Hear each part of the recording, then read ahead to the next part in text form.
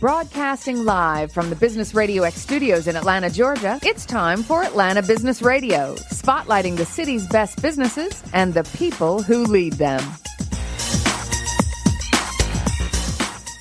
And we are back with ATDC Radio, broadcasting on the Business Radio X network. We've got a studio full. Of course, studio's a little smaller than some of them that we work from, but I just absolutely love broadcasting live down here at ATDC. The energy, the IQ points, everything is just so much fun down here, isn't it, man? Yeah, you never know who you're going to meet. I know. Old friends, new friends. This is going to be a blast. Please join me in welcoming to the broadcast for our first segment in this episode. We have with us, with the SBIR with ATDC, Miss Connie Casteel. How are you? Hi, nice to be here. Well, we are delighted to have you. SBIR, what does it mean? It's a lot of letters, right? Right. Tell us about Alphabet soup. SBIR stands for Small Business Innovation Research, and it is a federal program that helps companies, small companies, get funding to overcome technical barriers. And it's different than or normal grants because there is an element that it has to have a high commercial potential. So it's excellent for startup companies needing seed capital funding. So it helps them overcome a technical barrier. It comes in the form of grants and contracts, and it's federal money, and companies can get up to $1.5 million that they don't have to pay back. Now, how does it work with the ATDC? Is this associated with the ATDC, a subset of ATDC, or is it a separate program that's just works with ATDC? Right. So SBIR is federal program, but my role here at ATDC as the SBIR Catalyst is to help companies with SBIR. So I manage helping companies with non-dilutive funding, meaning funding that's not going to take away part of their equity. And so my primary role is here to assist with SBIR because it's a complex process and program. To apply for? Correct. To apply for, to understand. There are 11 federal agencies that have their own SBIR programs, and they're all unique. And then, so you need kind of a Sherpa. This is hard for an individual just to kind of go online to the .gov and then just navigate and fill out the appropriate forms. Exactly. So then what made you so good at this? Well, I started here at Georgia Tech helping companies license out NASA-developed technology, and that's called spinning out a technology, so something that NASA developed that maybe the general population might be able to utilize. And while we were helping them to spin out technologies, they asked us to help them spin technologies in, which meant how can what's out there in the world benefit NASA? So they utilized a program called SBIR. So that's how I began doing this. And then over time, I started learning about the other federal agencies and their programs. And then it's all called SBIR in their departments as well? Right. So each agency that has over $100 million in their external research and development budgets are required to set money aside for this program. So they all, so there are of the 11 agencies, they range from just barely having that over $100 million to having, quite a bit, billions of dollars in their external program. Now, is this one of those programs that, people just aren't aware of, and there's a lot of opportunity and money to be had if you kind of know your way around? It is. And that's part of my job is kind of make awareness, to help people understand that it is out there and then help them through the process depending on which agency that they are looking at, or sometimes they don't even know which agency would be appropriate for their technology. Now, have you gotten to the point where you're able to see at kind of a glance like, oh, this will be a good fit or this won't be a good fit? Right. So I can, through the time that I've worked with companies, I can't guarantee, but I can see some elements of what would make a good proposal, what wouldn't. And that's part of my responsibilities is to kind of help coach companies to make sure that they're going after the most appropriate agency for their particular technology, and B, to make sure that it's even something that they could utilize as a company. So now what's the biggest challenge for you? Is finding the appropriate companies or navigating the maze of government bureaucracy? Well, I would say that navigating the government bureaucracy definitely is complex. But one of my roles is sometimes I don't completely understand a company's technology and what they're working on. So there might be some other potential funding for them if I knew a little bit more about their company. So sometimes companies come to me and they'll tell me a small bit of what they're working on. And if I knew the broader understanding of what they were doing, then I might be able to point them in other directions. So then how do you make yourself aware of all that's going on here? Because there's hundreds of companies. Well, I try to get around to know the companies, and I start working with the companies usually when they're at the educate level here at ATDC. Mm-hmm. And as they grow, I'm knowing them more and more, and sometimes they pivot. They change direction of their company. I work a lot with the other catalyst here, and they let me know of a potential company, and I just have an informational conversation with that company to understand what they're doing. And then for you, have you had any big successes where people were able to get kind of a big number in terms of funding? Right. Well, I've worked with several companies since 2013. I've helped companies here get about $60 million in this non-dilutive funding. Wow. And so that's game-changing amount of money where that can really propel them to the next level. Exactly. One of our ATDC graduate companies was Pentrop Securities. Mm-hmm. They started with SBIR funding, and that helped them to attract investors. And then they grew from there, and now they are, I think they recently have 250 employees that they started with a one person. Wow. And then we have Shauvik Roy of MoQuality. So introduce us to who you brought. So I have Shauvik Roy here, Choudhary, and who is of MoQuality, who also received National Science Foundation, NSF, SBIR funding. Mm-hmm. Welcome. Thanks for the intro. So now tell us about what MoQuality's up to. How are you serving folks? Yeah. So before that, I'll just give a brief intro about myself. I got my PhD from Georgia Tech. This was actually started from my PhD research at Tech. And essentially, when I was at Tech, we were building cool developer tools to help developers create better software applications. And that's what, created MoQuality, because at MoQuality, what we do is we build AI-powered mobile app testing solutions. So that developers who are building these mobile apps can better test their software and go to market with confidence. And then it tests it on multiple devices. How does it test it? That's right. So think about it, right? As a consumer, you can pick any app, a mobile device that you can buy in the store. There are more than 40,000 devices, different models that are available globally. Right. Right. But developers, they probably have one device in their hand that they're developing against, but they need to check their apps against all of these devices. Right? And the ones, some people have old phones, right? So Exactly. So, they don't want to procure these devices, but today there are several companies on the internet that rent you devices by the minute, including Amazon Device Farm, Google Firebase Test Lab. But in order to use these devices, somebody needs to write a code, test scripts, which have to be extensive. And what we have seen is that people don't have the patience for that. They would, quickly test it on the, phones that friends and families have. Right, that they have in the office. Right, they have in the office. Or larger companies will hire an army of testers to do all the testing manually. Right, nobody wants to take their developers away from coding the app to writing test cases.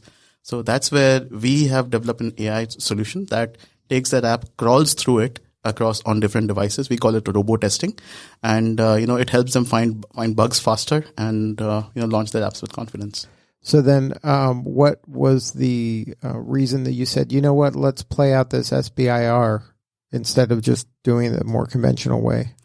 So to be honest, I was a PhD student with an idea, right, and a prototype, right, and we actually went through Georgia Tech's Tiger program, which pairs PhDs with MBA students and law school students. But after we finished the program, we actually won the Georgia Tech startup competition. So there was a lot of hype. We had clear direction that, this would be successful, but I had zero money to pay these, guys, right? And all of these guys had high school, college debt, right? So they took up jobs and I was again, alone trying to run this. So, but how did you even kind of become aware of SBIR as even a funding option? Yeah, so while as a student, I was connected with Venture Lab at Georgia Tech, which is, ATDC is the public-facing side, that helps startups. Venture Lab helps Georgia Tech startups. So they connected me with ATDC, and that's how I met Connie and learned about the SBIR program. So you weren't familiar with it prior to that? No.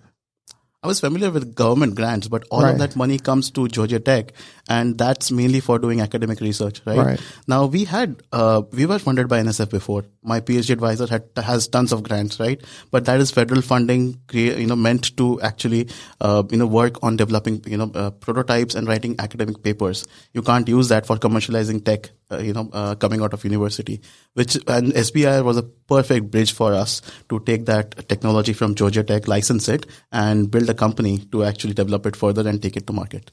So then once you met Connie, what happened then?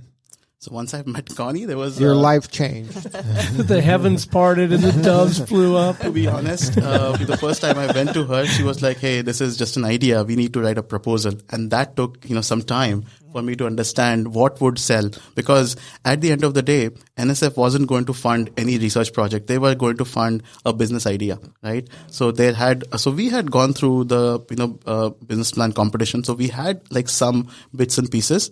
But putting it down in a proposal and throwing together a budget, there are a lot of things that the NSF cares for, and that I didn't know, right? I had not written a grant. I had helped my advisor write parts of a grant, but I have never solely written an entire grant before.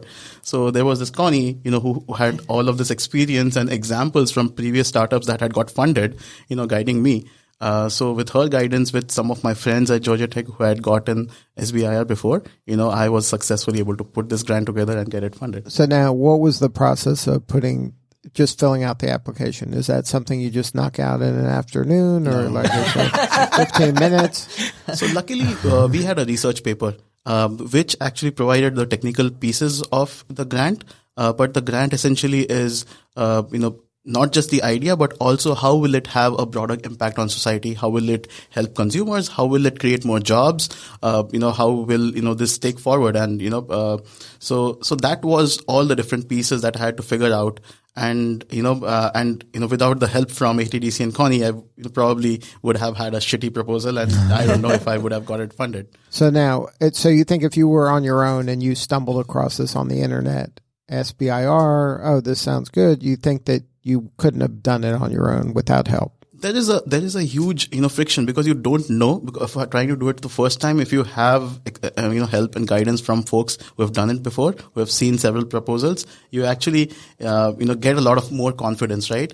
Now, the NSF program managers are also available to take calls, but way before, right? And I didn't know that, right? Connie told me that. So, all of these resources are available. And, Connie didn't charge me anything, right? Like most other places, if you go and ask for help, you'll get like a huge bill, right? Above it, writing services and all. But I think so. You would, if there was no Connie or this program wasn't part of the ATDC, and you stumbled upon it, you would have just self-selected out. You wouldn't have pursued it because it would have been too hard, or you didn't want to waste the time or the energy to do all of the work. But because Connie came into your life and helped you and said, this is possible, you might want to do this, here's some examples, that gave you the confidence to pursue this and to really, invest time, because this wasn't, a 15-minute thing. It took a lot of time and energy. Yeah, and it's not a short, term thing. You submit a proposal, wait 6 months to get a response. 6 months, right. And startups are hard, and, everything can change in those 6 months. But you wouldn't even attempt that if you didn't feel confident that you were going to succeed at the end of the day. You wouldn't have just taken a flyer and said, let me do this and hope in 6 months is going to work out. Right. She had to give you confidence that, hey, there's a good chance that this is going to work out. And in the meantime, I was, teaching at Georgia Tech. I took a side job. I was bootstrapping this, right? Right. So this actually gave me a jump start and actually helped me hire more people so that I could scale operations, build a product, and actually go to market. So from the time you applied, when did you get an indication that, hey, this is going to work out? So we applied in December, I believe, and then in summer, which is June end, we got an indication that, hey, your proposal is selected. Give us some more information. And I think in August, that's when I left everything and jumped. So at what point are they cutting you a check?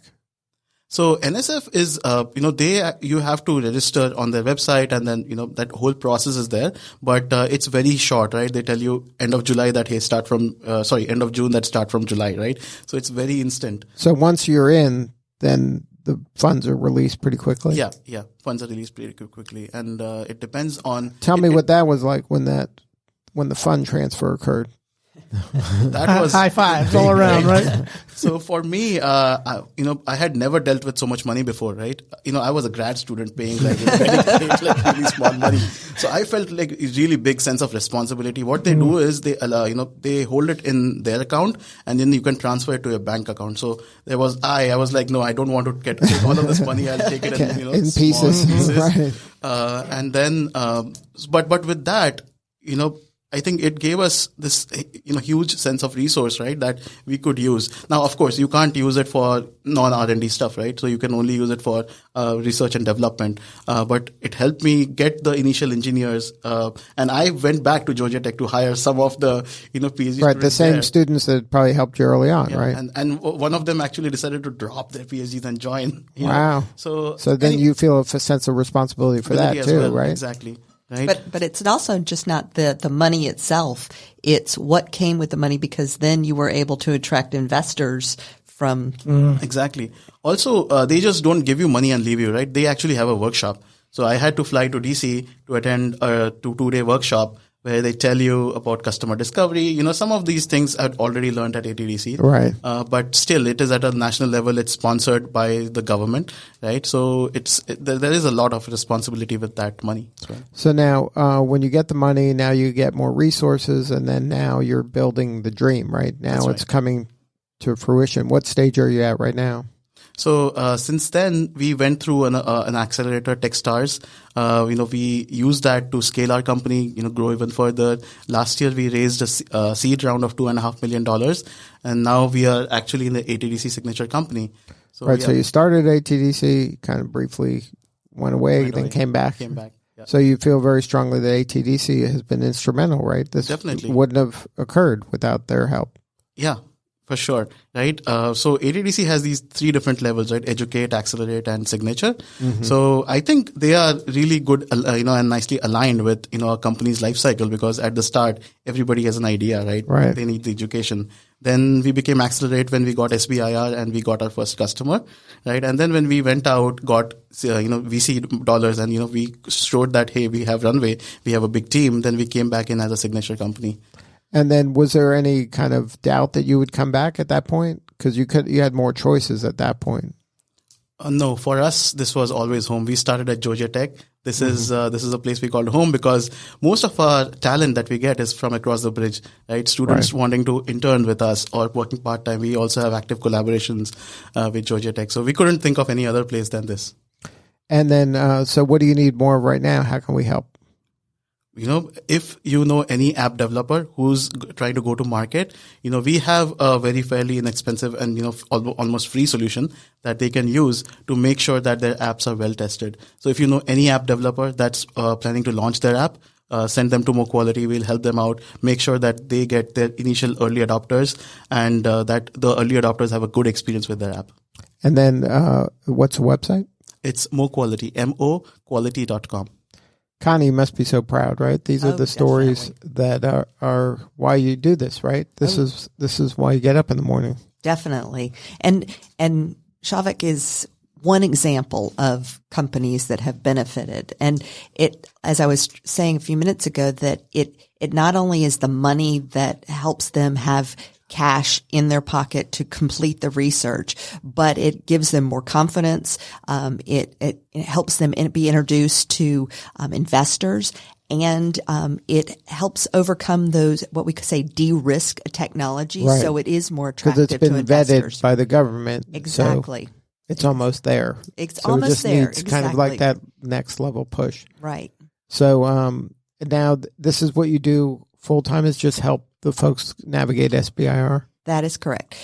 There's a sister program called STTR, but it runs almost exactly like SBIR. So I help companies with that. And then, other non-dilutive funding. If there's, maybe it's a direct contract, maybe, something that's not going to take away the equity. Maybe it's some help with a foundation grant. But my primary role is with the SBIR.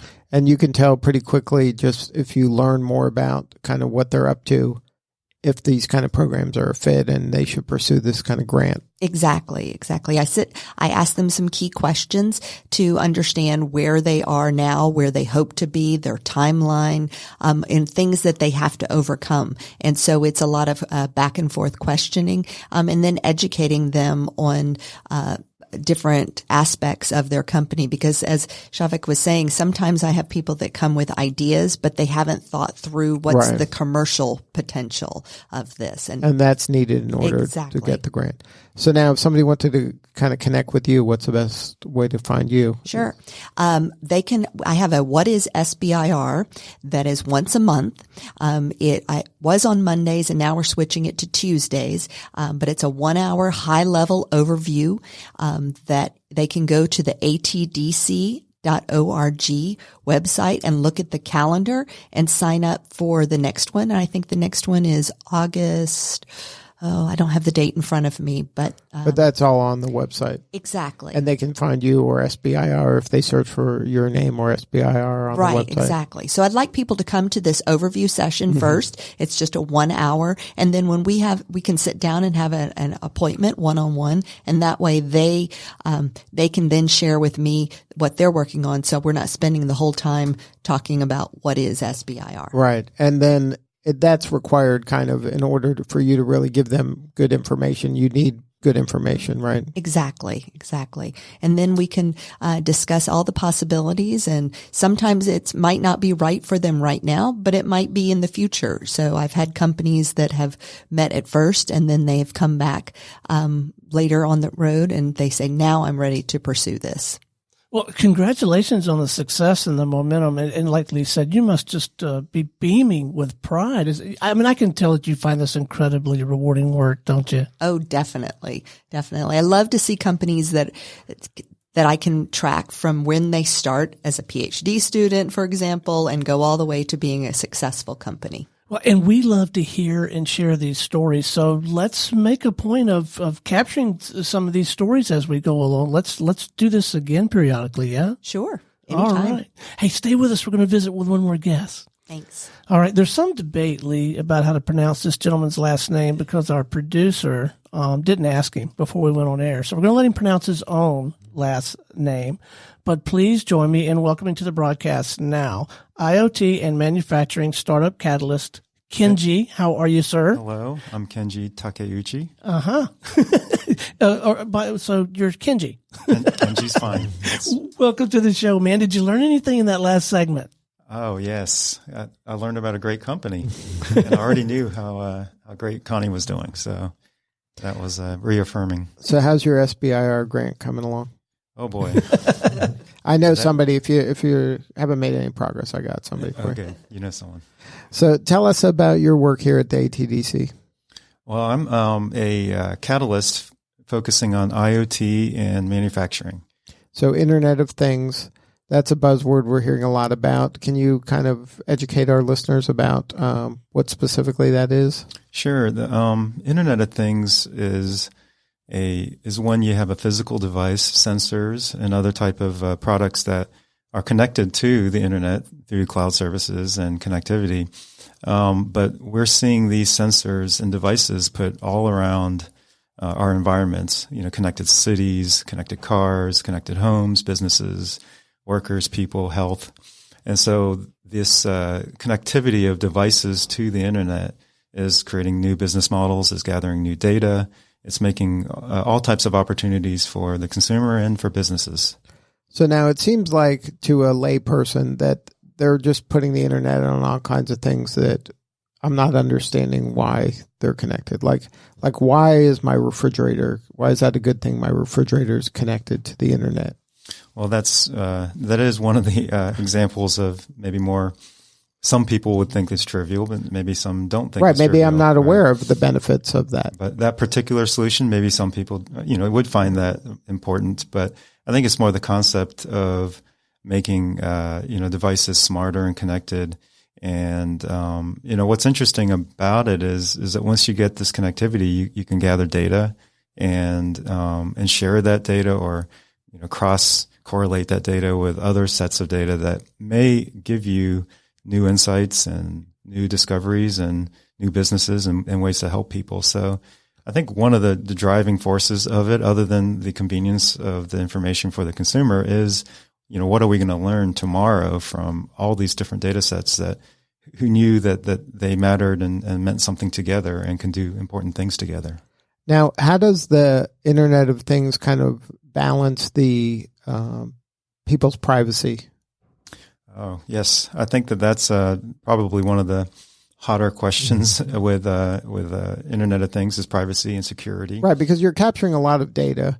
And if it's anonymous data, it probably, I don't care. But if you start knowing stuff about me and then somebody can use that against me at some point, then I do care. So how does that balance kind of occur right now?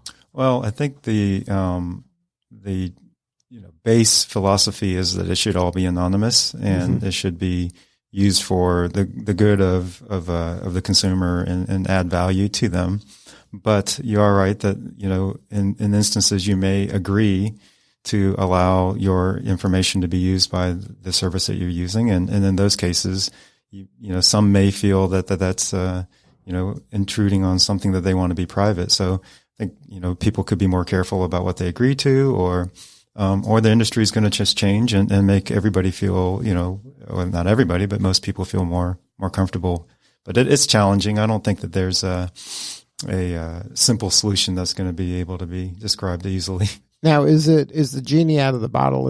Are we at the point where privacy is just something that, back in the day, that was something we should care about? Well, I think that,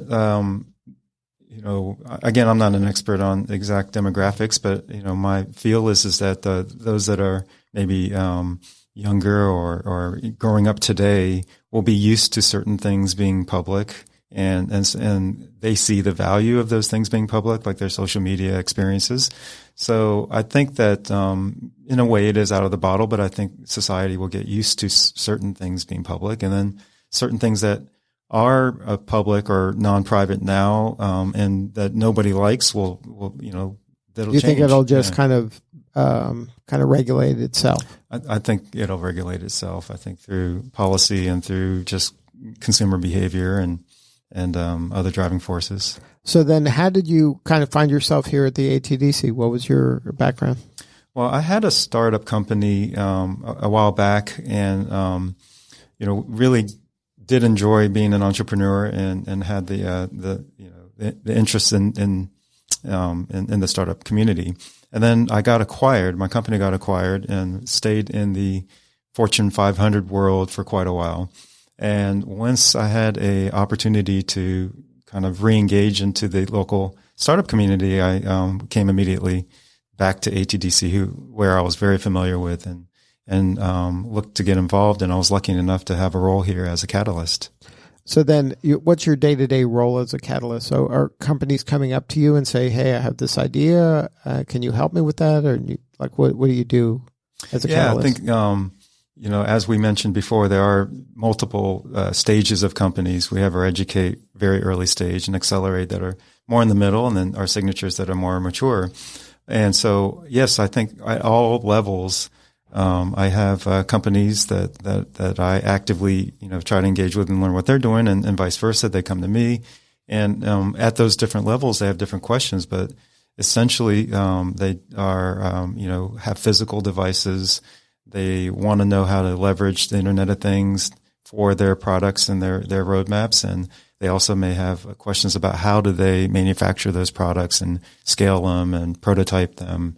So there's type of manufacturing type of support that I'm happy to give.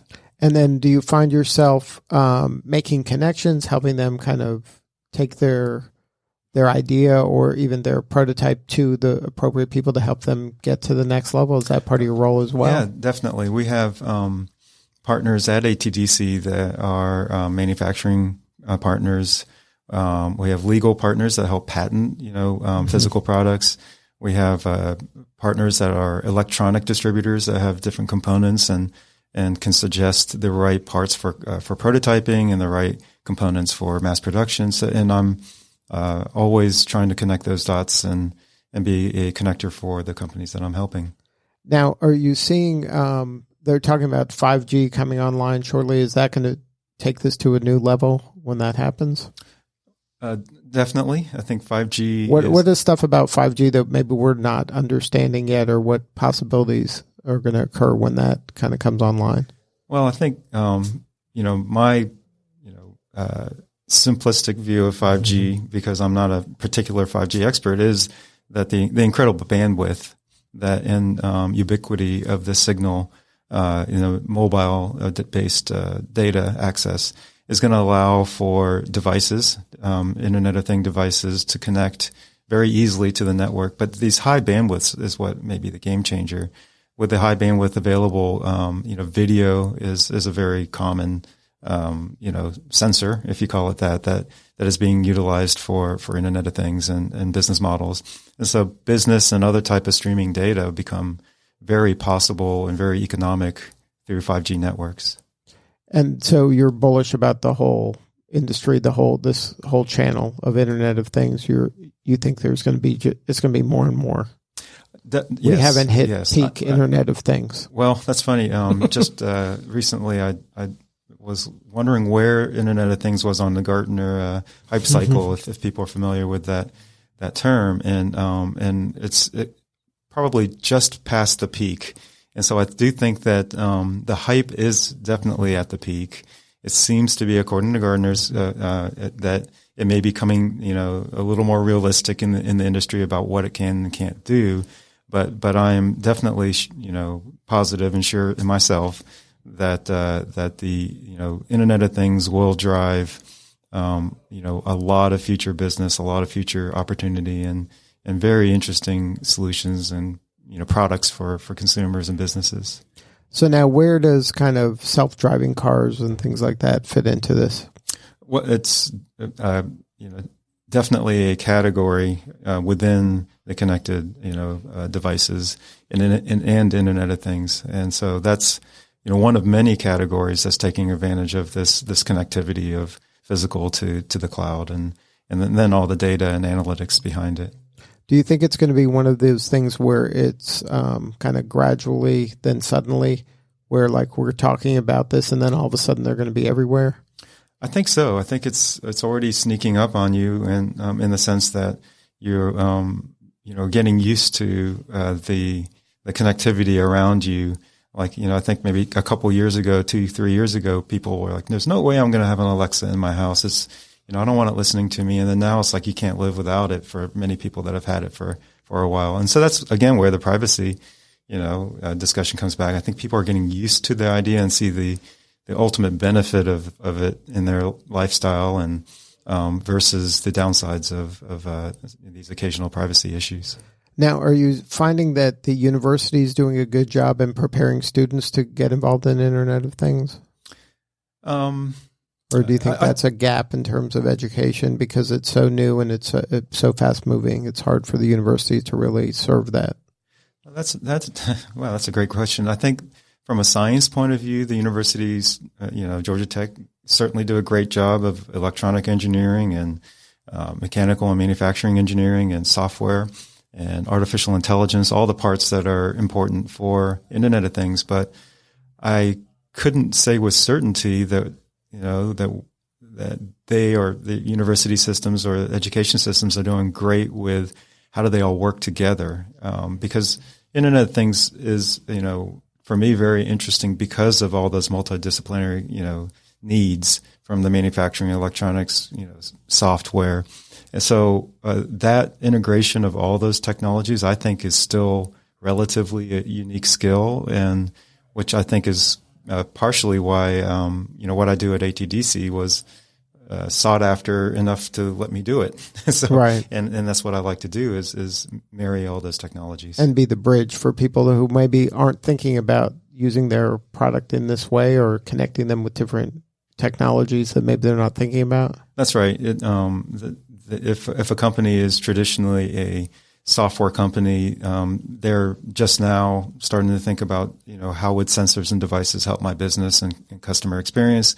Or if you're a physical product that's not connected, how can I help my business and customers if I connect it and start gathering data and providing more insight and opportunities for my customers? So I think there's a lot of traditional companies that are going in both directions of connecting or getting physical components to their products. So now what's the kind of most innovative use of it that you've seen so far? I think that in every kind of marketplace, there's so many, cool solutions. I mean, in the retail space, using sensors and cameras and other type of vehicles to be able to automatically check out people from the stores, like what we're seeing some Whole Foods and Amazon's doing. And the automobile space, right? The autonomous vehicles are, just fascinating. So I think every industry, smart cities are doing so many great things. So I think every industry is really making great advances there.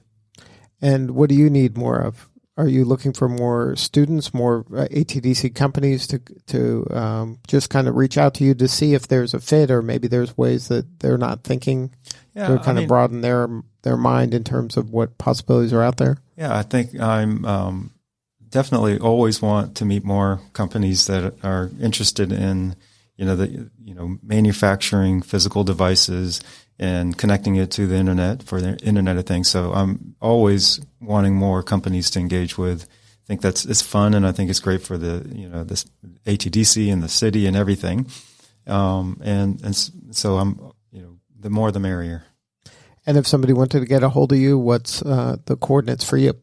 I'm also on the ATDC website under the team members, and my contact information is there, and or they'll see me around here and tap me on the shoulder. Now, do you do workshops like Connie was talking about and classes, things like that? Yes. We had a class last month focusing on IP security and privacy, as well as how to create your minimum viable products, prototyping to large-scale manufacturing, and talked about that. And in the fall, yet to be announced the exact time, we will have a extended workshop into each of those topics on a multi-day workshop for those topics. Good stuff. Well, Kenji, keep up the good work, and thank you so much for sharing your story today. Thanks for having me. All right. This is Lee Cantor for Stone Payton. We will see you all next time on ATDC Radio.